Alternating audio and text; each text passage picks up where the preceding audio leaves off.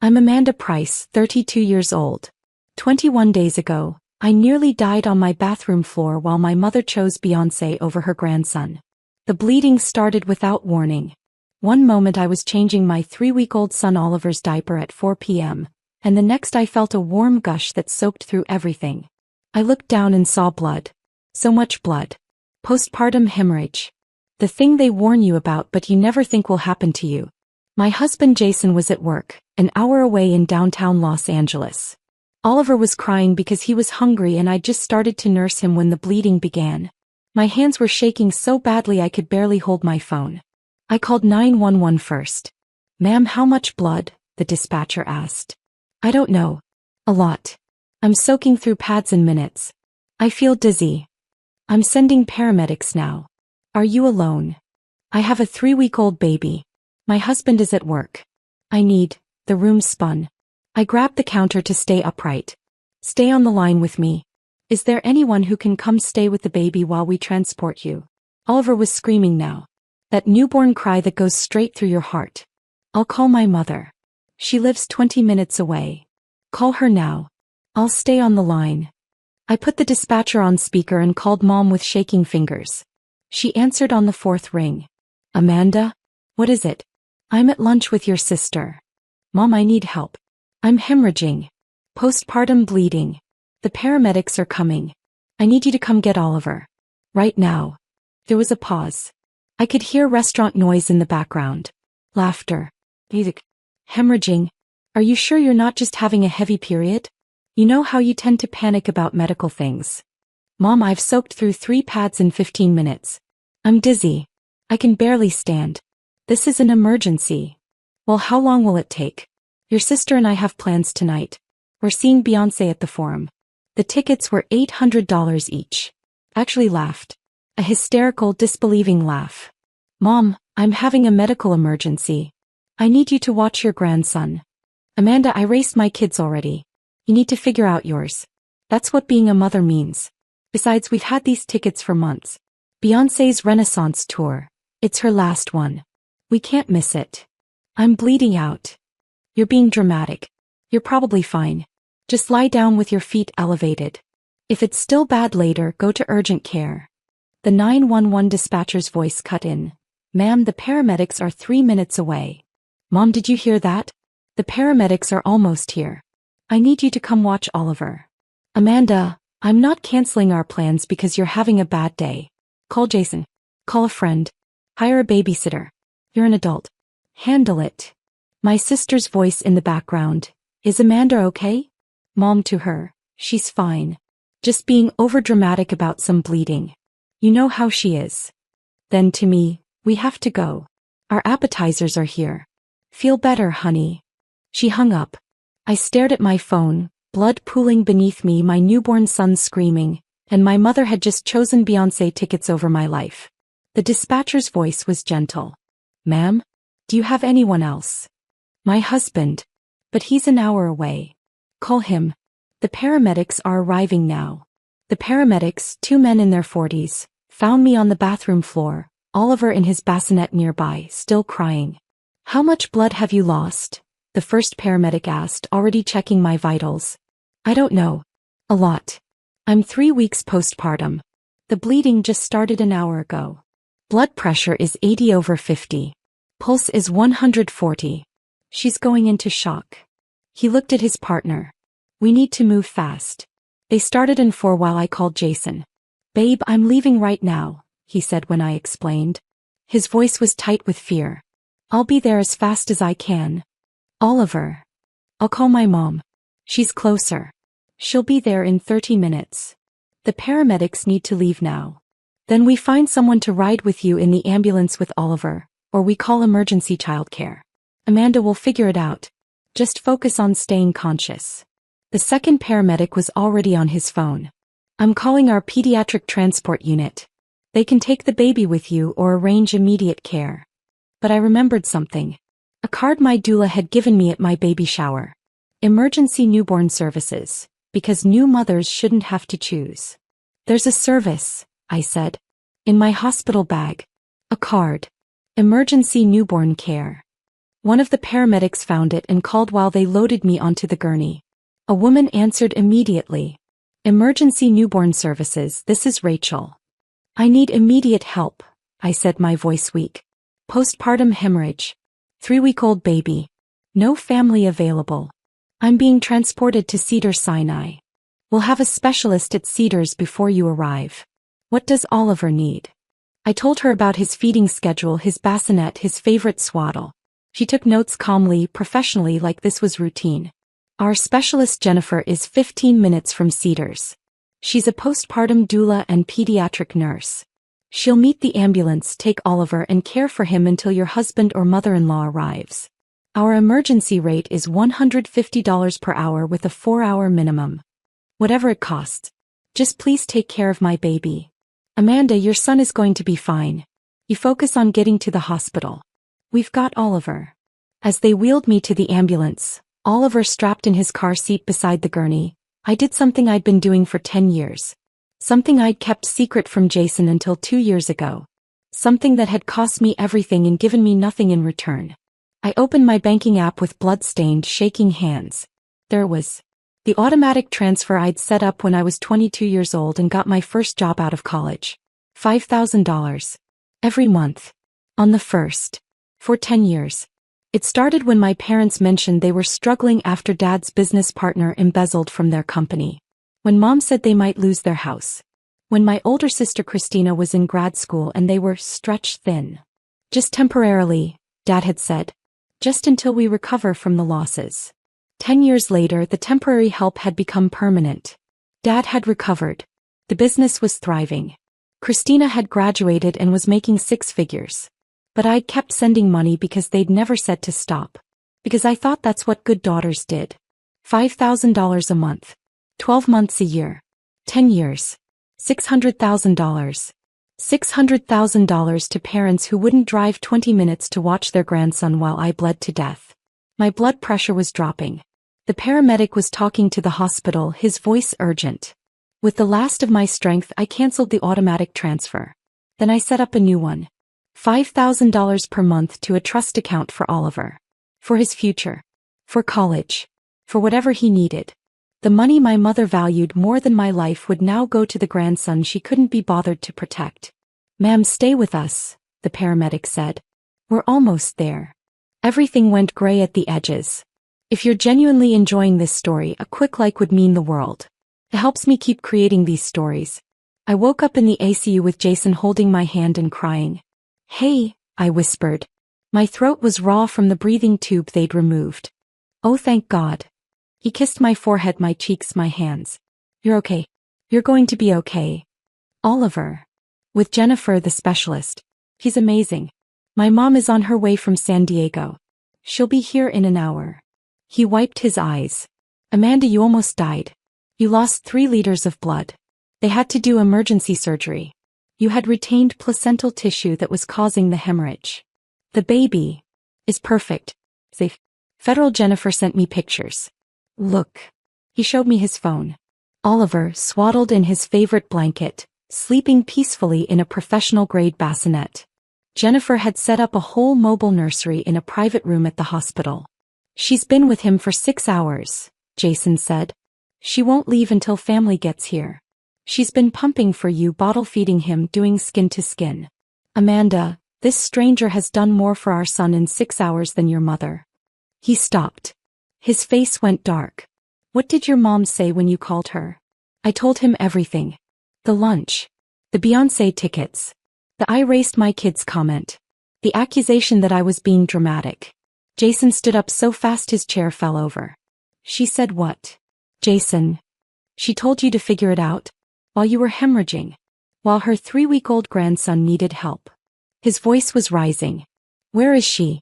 Is she here? I don't know. I don't care. I care. I care a lot. He pulled out his phone. I'm calling her right now. Jason, don't. But he was already dialing. It rang twice before my mother answered. Jason, how's Amanda? We've been so worried. The concert just ended and we saw your messages. Jason's voice was ice. You've been worried? You've been at a Beyoncé concert for the past 4 hours while Amanda had emergency surgery to save her life. Emergency surgery? Jason, you're exaggerating. Amanda said she had some bleeding. That's normal postpartum. 3 liters of blood, Patricia. She lost 3 liters of blood. Her blood pressure was 80/50 when the paramedics arrived. He went into shock. She could have died. Silence. Well, how were we supposed to know it was that serious? Amanda's always been dramatic about medical issues. She told you she was hemorrhaging. She told you the paramedics were coming. She begged you to watch Oliver. Jason was shaking with rage. And you said no because you had concert tickets. Those tickets were very expensive. We couldn't just. I don't give a damn about your concert tickets. Your daughter almost died. Your grandson was left with strangers because his own grandmother couldn't be bothered. That's not fair. We came as soon as the concert ended. 4 hours later. Amanda was already in surgery. We'd already hired emergency care. You weren't needed anymore because you made it clear you wouldn't show up when it mattered. My mother's voice turned cold. Jason, I understand you're upset, but you're being incredibly disrespectful. We're Amanda's parents. You deserve nothing. You lost that privilege when you chose entertainment over your daughter's life. He hung up. Then he did something I'll never forget. He blocked her number. Then Christina's. Then my father's. They're not visiting, he said flatly. They're not meeting Oliver again until you decide. If you decide that you want them in his life. But right now they don't get access to you or our son. I should have argued. Should have said that was too extreme. But all I felt was relief. Dr. Morrison, the OB who'd performed my emergency surgery, came in an hour later. She was in her 50s with kind eyes and no-nonsense energy. Amanda, you're very lucky. Another 30 minutes and we would have been doing a hysterectomy or worse. She sat down. You had significant retained placental tissue. It caused catastrophic bleeding. We had to surgically remove it and repair damage to your uterine wall. Will I be able to have more children? Yes. But you'll need to wait at least 18 months and you'll be high risk. We'll monitor you closely. She paused. Amanda, I need to ask you something. When you called your mother for help, what did she say? I told her. Dr. Morrison's face went very still. Then she stood up. Excuse me for a moment. She walked into the hallway. I could hear her voice, sharp and clear. Mrs. Price? I'm Dr. Morrison, Amanda's OB-GYN. I understand you're in the waiting room. My mother's voice. Yes, we've been here for an hour. They won't let us see Amanda. Her husband is being completely unreasonable. I'm the one who gave the order. Amanda is not receiving visitors except approved family. We are family. We're her parents. Let me be very clear about what happened to your daughter today.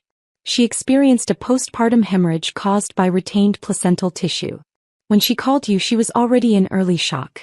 Her blood pressure was critically low. She was bleeding at a rate that would have killed her within the hour. Silence from my mother. She called you, her mother, and asked for help with her 3-week-old infant. And according to her medical history notes, you refused because you had concert tickets.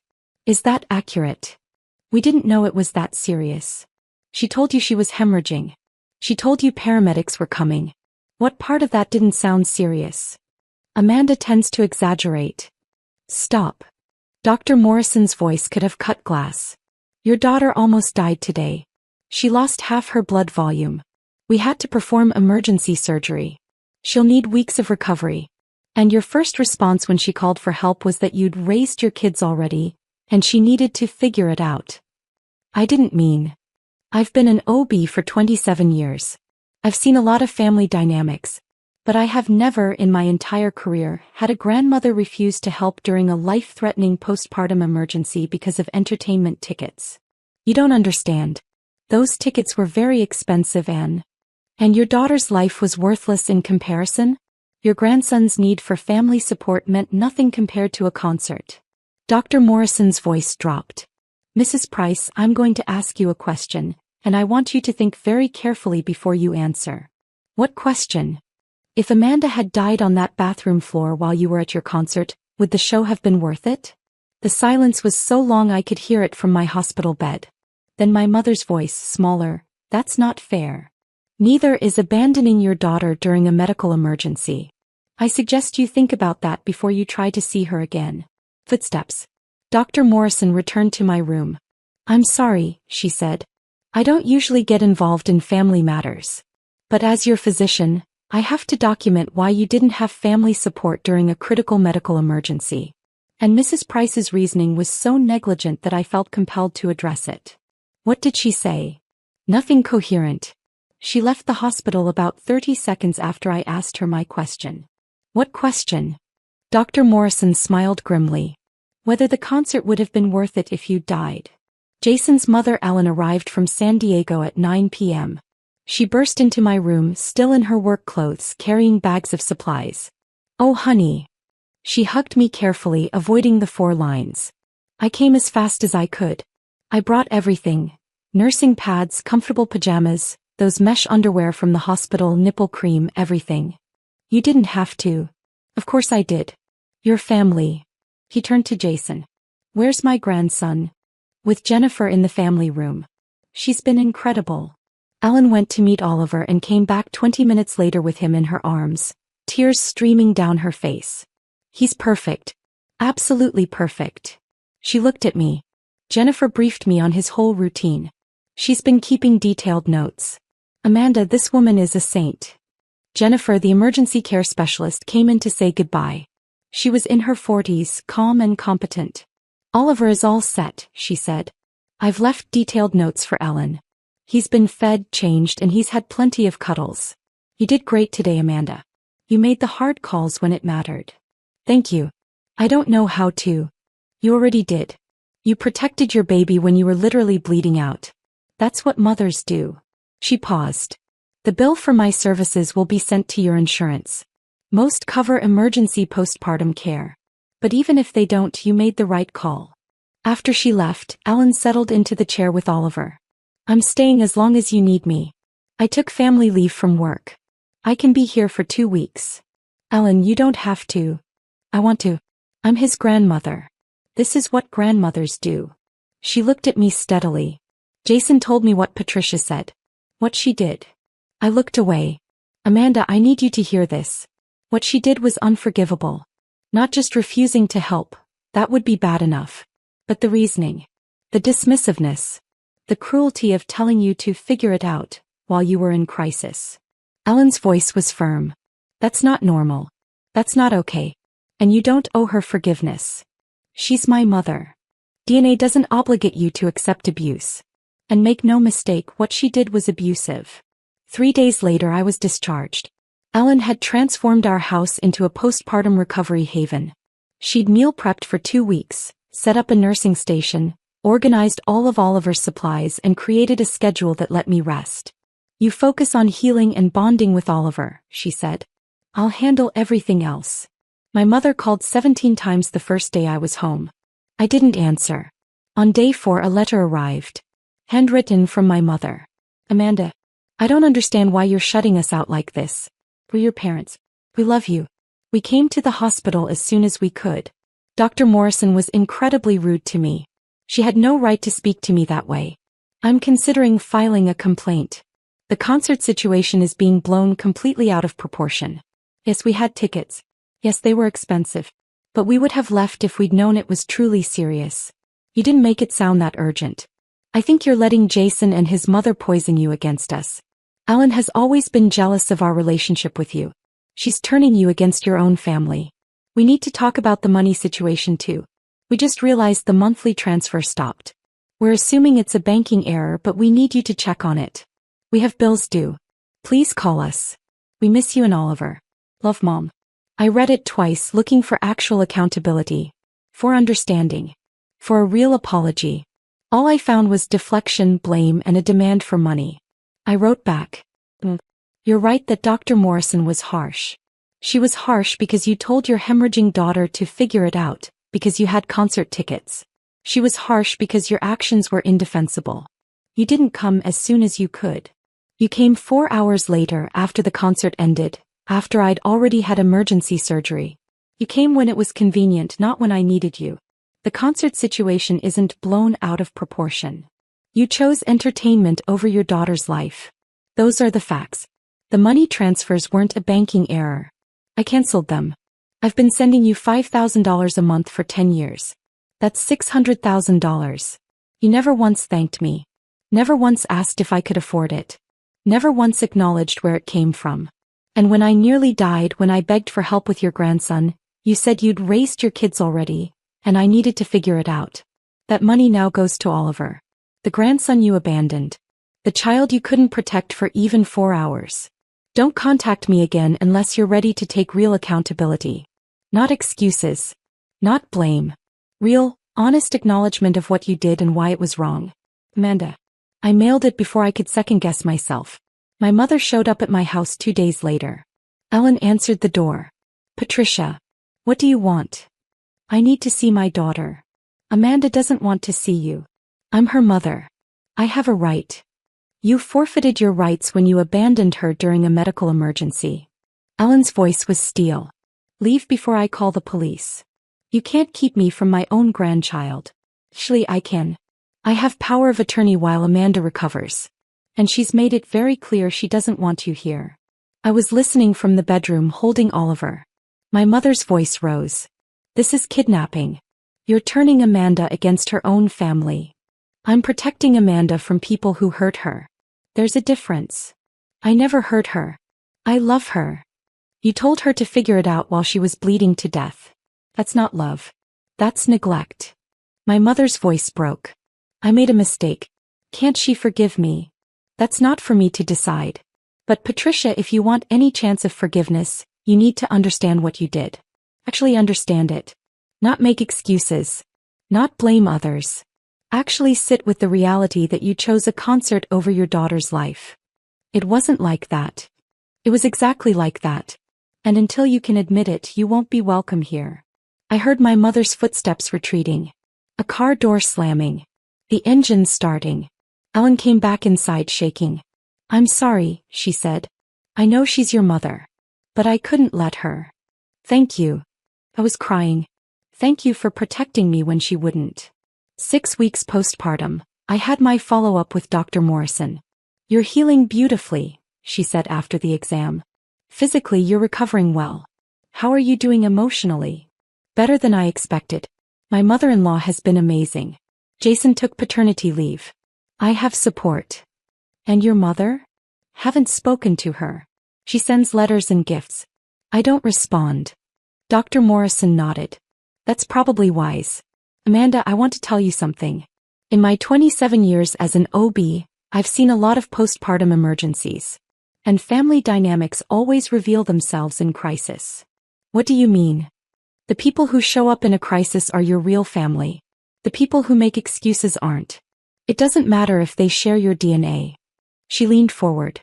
Your mother-in-law dropped everything and drove 3 hours.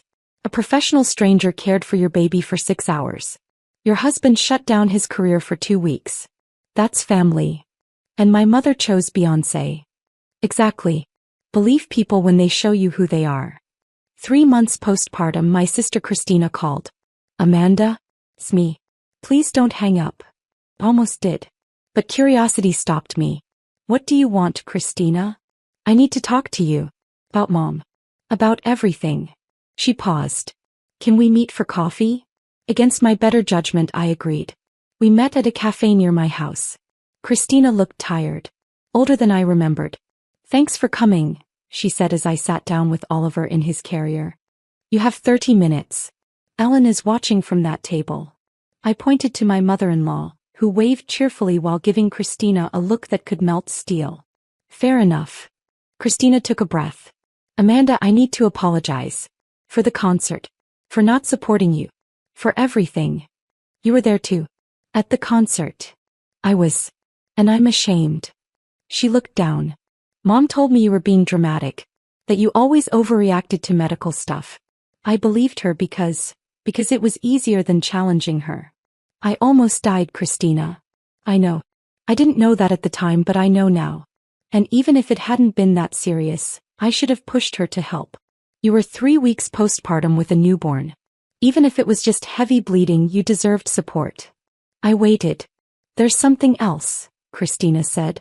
Mom asked me to start sending her money. She said you cut her off over a misunderstanding, and she needs help with bills. What did you tell her? I asked how much you'd been sending. She said it was just a little help here and there. So I looked into it. Christina met my eyes. I found your old bank statements. You left them at Mom's house years ago. Amanda, you've been sending her $5,000 a month for 10 years. Yes. That's $600,000. I'm aware. Christina sat back, stunned. How? How did you afford that? I worked 70-hour weeks. I lived in a studio apartment until I met Jason. I drove a 15-year-old car. I never took vacations. I sacrificed everything to make sure they were comfortable. Why didn't you tell me? Because every time I tried to talk about money or family responsibility, Mom would say you were in grad school or just starting your career or had student loans. You were always exempt from helping. I've been making 6 figures for 5 years. I know. And Mom never asked you for a dime. Just me. Always me. Christina was quiet for a long moment. She asked me for $4,000 a month. Said it was temporary. I sent her $8,000 total before I started asking questions. She'll bleed you dry if you let her. I already told her no. She called me ungrateful. Said I was abandoning her just like you did. Christina's voice shook. I finally saw it. The manipulation. The way she uses guilt and obligation. The way she's always made me the golden child and you the workhorse.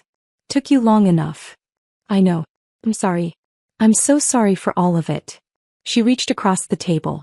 I don't expect you to forgive me. I just wanted you to know I see it now. I see what she did to you. What she's always done to you. What are you going to do about it? I cut her off. Financially and emotionally. I'm in therapy. I'm working on understanding why I enabled her for so long. She paused. And I wanted to ask if there's any way we can rebuild. Not now maybe. But eventually. I looked at my sister. Really looked at her. She was crying. Actually crying. Maybe, I said slowly. But Christina, it can't be like before. I can't be the one who always gives while you take. I can't be the responsible one while you're the fun one. That dynamic is done. I understand. And I want different too. I want to actually be your sister. Not Mom's enforcer or her golden child. Just, your sister. Then prove it. Do the work. Stay in therapy. Set boundaries with Mom. And maybe in a year or so we can try. A year. You had 32 years of preferential treatment. You can wait a year. She nodded, wiping her eyes. Fair enough. 6 months postpartum, I got a certified letter from my parents' attorney. They were suing me for breach of financial support agreement and grandparent alienation. I called our family lawyer immediately. Richard Chin had handled our house purchase and wills. This is nonsense, Richard said after reviewing the letter. There's no such thing as a legally binding financial support agreement unless you signed a contract. Did you? No. I just started sending money when they said they needed help. Then they have no case. As for grandparent alienation, California law is very specific. Grandparents have no inherent right to visitation unless they can prove it's in the child's best interest and the parents are unfit. What do I do? We respond. We document everything. The concert, the medical emergency, the refusal to help. We show a pattern of neglect and manipulation. They won't get anywhere near Oliver with this lawsuit. Can they really take me to court? They can try. But Amanda, they'll lose. And more importantly, the judge will see exactly what kind of people they are. The case lasted 3 weeks before their attorney withdrew. Richard's response had been devastating. A complete timeline of my medical emergency, my mother's refusal to help, the $600,000 I'd sent over 10 years without acknowledgement, and their immediate lawsuit when the money stopped. Their lawyer called Richard personally. My clients didn't disclose the full situation. I wouldn't have taken this case if I'd known.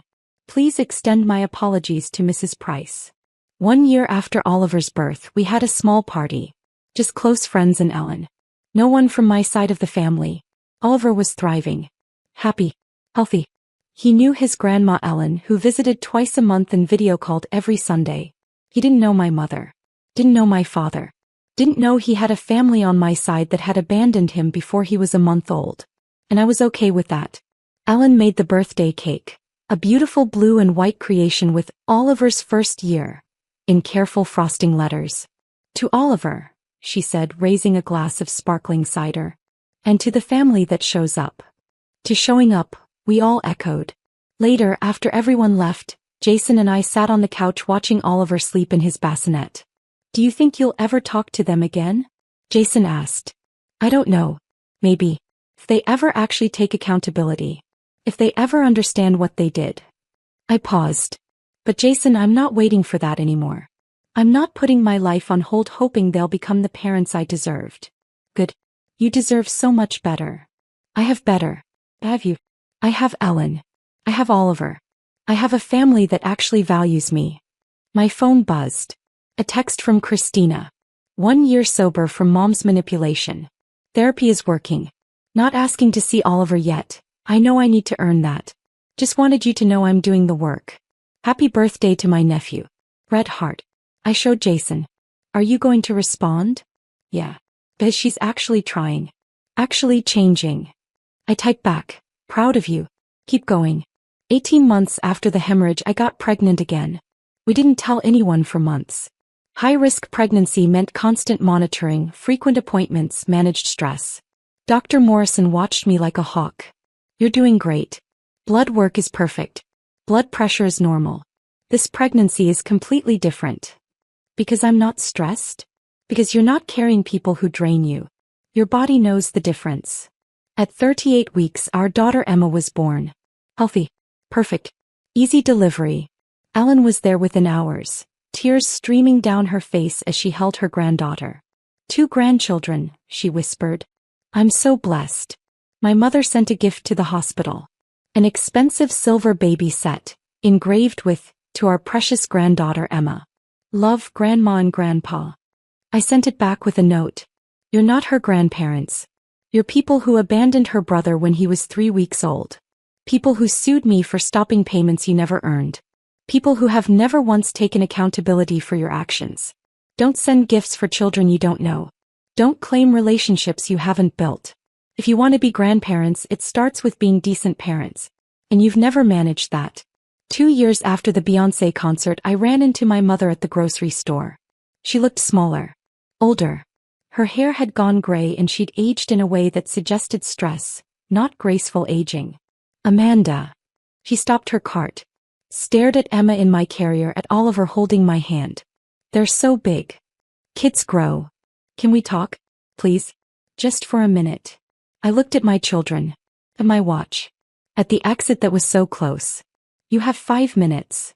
We stood there in the produce section while other shoppers moved around us. I'm sorry, Mom said. For everything. The concert. The lawsuit. All of it. I was wrong.